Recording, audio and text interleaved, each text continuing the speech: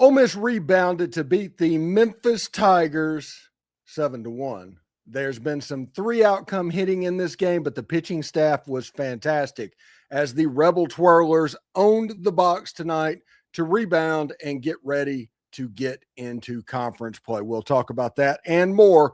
This is the Locked On Ole Miss podcast.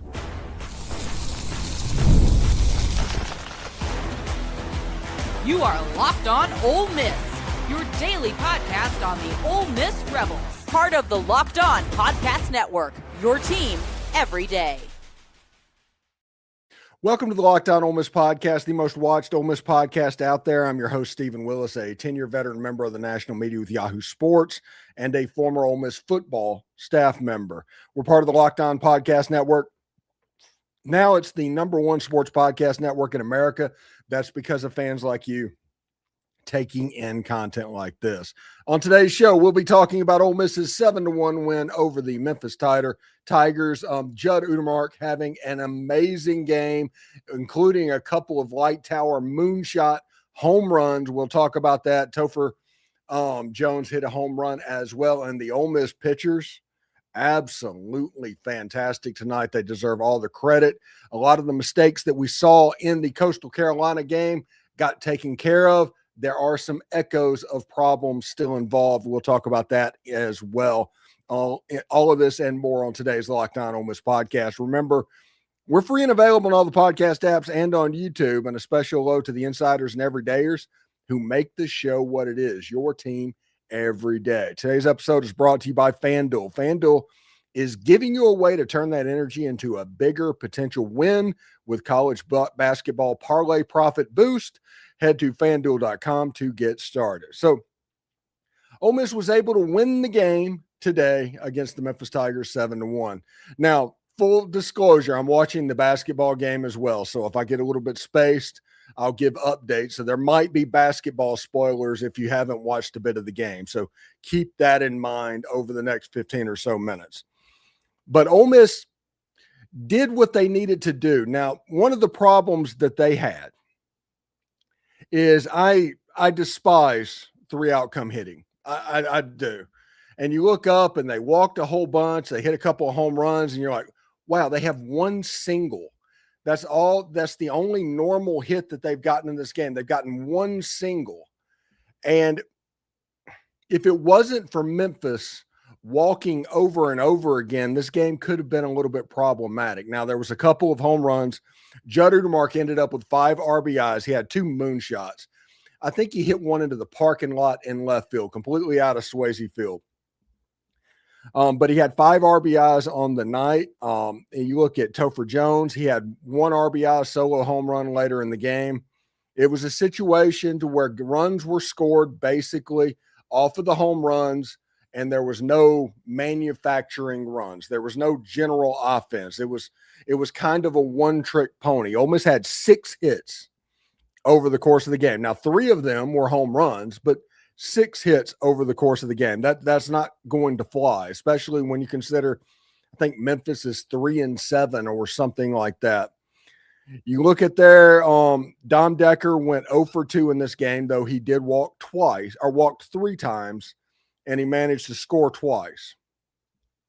Judd Utermark, 2 for 4, 5 RBIs, 2 home runs in the game. He also walked once. Colin Reuter, 1 for 2. He walked 1 time as well. Tristan Bissetta drew the collar, 0 for 4, 3 strikeouts. Will Furniss drew the collar, 0 for 3, 1 walk. Sermons, 1 for 4. Topher Jones, that 1 for 4, but it was a home run. Braden Randall, 1 for 3. Hayden Federico, 0 for 3, but he managed to walk. How many times? He did not manage to walk. I thought he got hit or something over the course of the game. I may be thinking of somebody else. That may have been Randall. But when you look at this offense, they scored enough to win. Obviously, 7 runs against Memphis with the way they threw the ball. You're going to win. The Twirlers just dominated the box for Ole Miss. I say that because pitching-wise, it kind of was an old-timey performance, really. It reminds you back in the other days, you had left-handers throwing 87 miles an hour, but throwing a lot of junk and always throwing strikes, and you had trouble just getting contact with it. I mean, Grayson Gibson was the second pitcher of the game, pitched 4 innings, got the win in the game. He faced 12 batters, struck out 5. It was phenomenal. He did not give up a hit over 4 innings. It was over for Memphis at that point because of the midweek performance that Grayson Gibson put on. Owen Kelly started this game, 3 hits, 1 run. Sorry about that. It was earned, and he did walk a batter as well. He had 5 Ks for the game. He has an ERA for the season of 0.90, by the way. Interesting stuff. Landon Waters got the end of the game performance, the last inning of the game. Gave up a walk, struck out 2. Ole Miss was able to just dominate on the hill. This was a game that they needed in a lot of ways, but I would have been happier if they would have just dominated from the very beginning of manufacturing runs and playing old style baseball, kind of leaning into that dirtbag stuff. I think it would be interesting to see that instead of, hey, we're going to bat and practice, play long ball. So it's interesting, when you look at what's happening, but it kind of is what it is. Good performance by the team. Basketball team, by the way, is up by 2 points with about 5.5 minutes left. And Vandy's at the line. Like I said, I appreciate you coming in, but I imagine a lot of people are watching that game. And if you don't want spoilers, this is not the place to be.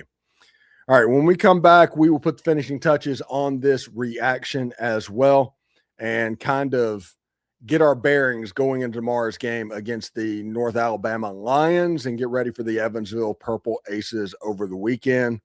This is the Locked On Ole Miss podcast.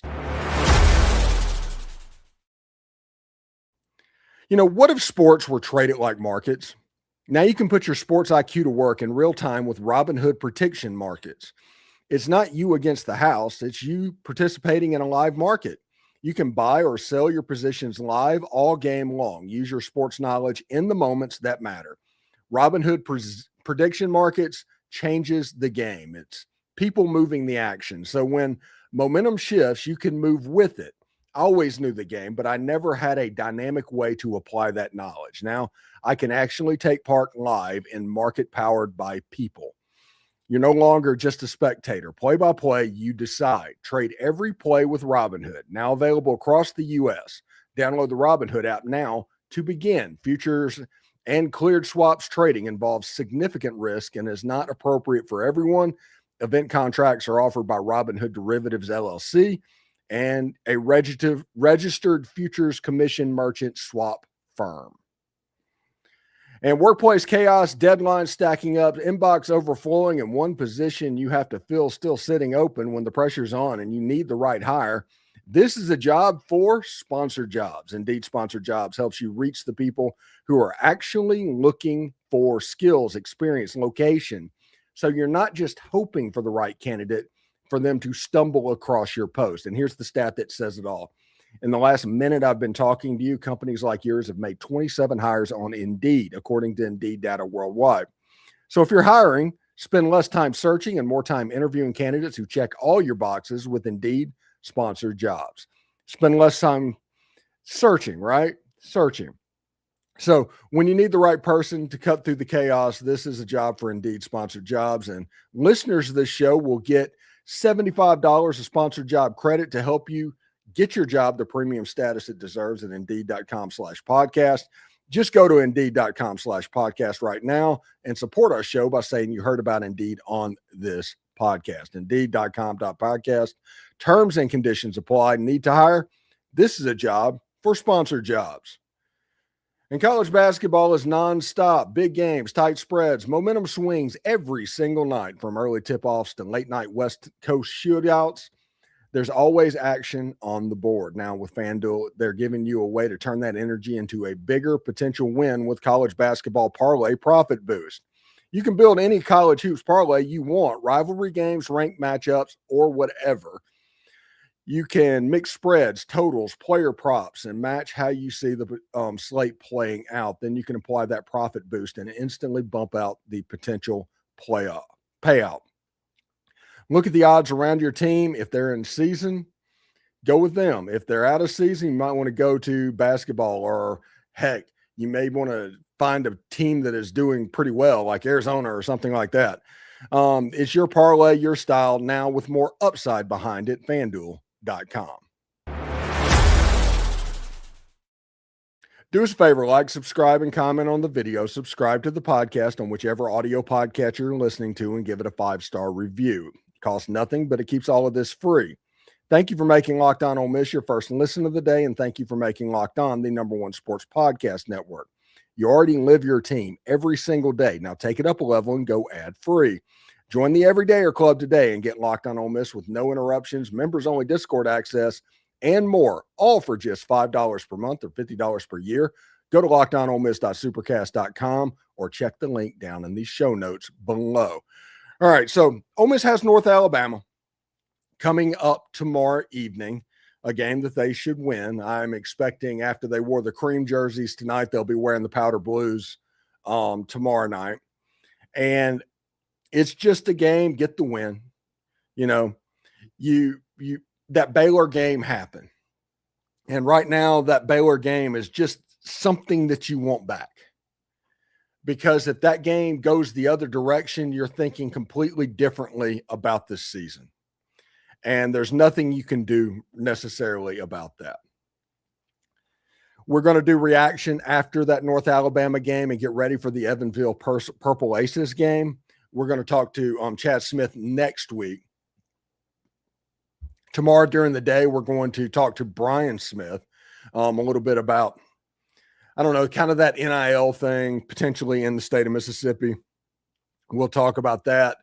And we'll talk about some other stuff that he might be interested in. And on my show, we talk about that. We talk about the new profit sharing monster going through. What is it, like pooling of rights that they're trying to get? Turns out LSU is involved in that. And it's weird that LSU is going against the SEC right now. And it's not a great look for what's going on because the SEC has come out completely against everything that stands for, and yet the governor of Louisiana and the president of LSU are at that event. Interesting. I don't know if there's anything malicious going on, but it's at least interesting, something you have to pay attention to. So we'll talk about that tomorrow, and we'll also talk about the commitment that Ole Miss got in the transfer portal, a kicker from Appalachian State. Jackson Moore is his name. He is committed to Ole Miss. I don't think he's going to play next year, but he got a transfer portal commit, and he is in Oxford, Mississippi. So we'll see exactly what is going on there. We got this question coming up from Brent Logue. What is your opinion on tonight's game?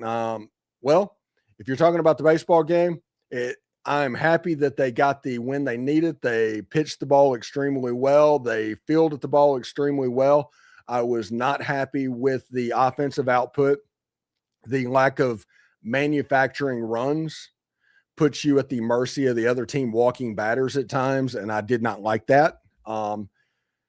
The pitchers were amazing. It's one of those things I just refer to it. The Ole Miss twirlers were commanding the box in the game tonight, and they were excellent. They were fantastic. And you need a performance similar to that tomorrow. You need to throw strikes. You need to field the ball. You need to not help the other team. If you can not help the other team, you're going to be better off than not. So that's kind of what I think about tonight's game. Win's a win. Fantastic. 7-1. I'll take it. Not exactly happy with the offense. I hate 3-outcome hitting. The pitching staff, the fielding was a whole lot better. The base running, they didn't beat themselves. And that's important to realize and important for that. So I hope that answers your question, what's going on, because they have a chance to be a really good team. They have a chance to be a really mediocre team. This is a high ceiling, low floor team, and it's all because of that 3-outcome hitting. So as long as the swing and miss can go away. I thought tonight putting Reuter in at catcher took some of the swing and miss out of the lineup that Austin Foley needs. He needed a break. He was not making contact very much, but that allows you to put like somebody like Topher Jones or somebody else in the lineup that can juice up the contact. But yeah, that's what I'm thinking about that. We're going to stay on the air for until the end of this basketball game. Ole Miss and Vandy, 68-68, 2:48 to go in the game. So we'll talk about that. If you have a comment, bring those out as well. We'll talk about it. But we're gonna stick around for this as well. They beat the Auburn Tigers recently. They have a chance to go back to back. So we'll see exactly what it looks. He says, "You're a beast on the podcast. Love it. Thank you so much." Yeah, really interesting stuff. The stuff that I've been talking about. Cody Campbell, who is the head of this Texas Tech group that wants to do the Save College Football thing. He's going to be meeting with the president on Friday with all the leaders. He's going to be in the room. He originally wanted to come on my podcast, and I'm not going to say beg, but he insisted that he come on and like, hey, let me try to convince you and all that. When he realized that, no, the gig is up on this, he has basically ghosted me this week. That's okay. I mean, he's a billionaire. He has the right to do that, but it kind of shows how far I am on that, because I am going to die on the hill of all this. Now, I may not take it to 2:48 if we're going to do the review thing every 30 seconds. I may not do that. But this basketball team, they're playing a lot better.